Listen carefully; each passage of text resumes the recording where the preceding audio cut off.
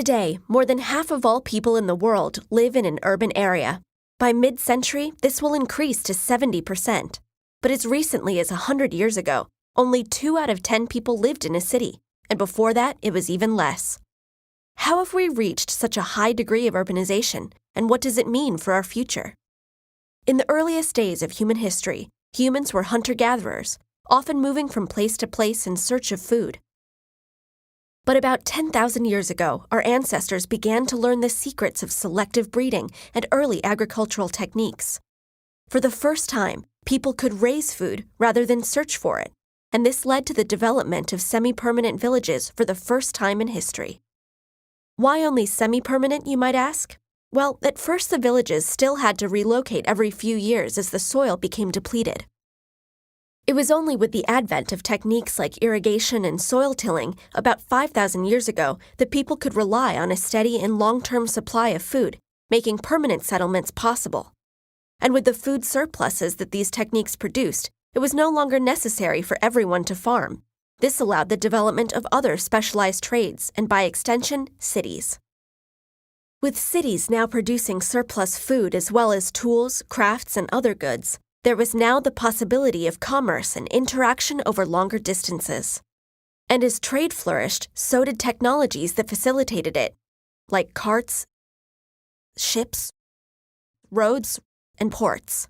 Of course, these things required even more labor to build and maintain, so more people were drawn from the countryside to the cities as more jobs and opportunities became available.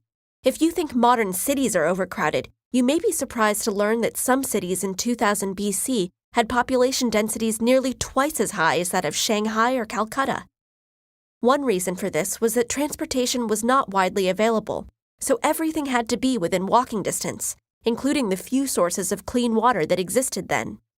And the land area of the city was further restricted by the need for walls to defend against attacks.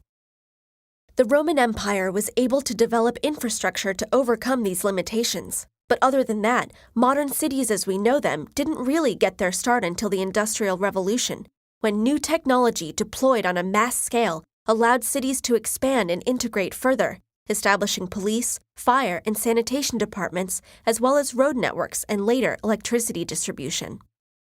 So what is the future of cities? Global population is currently more than 7 billion and is predicted to top out around 10 billion. Most of this growth will occur in the urban areas of the world's poorest countries. So how will cities need to change to accommodate this growth? First, the world will need to seek ways to provide adequate food, sanitation, and education for all people. Second, growth will need to happen in a way that does not damage the land that provides us with the goods and services that support the human population.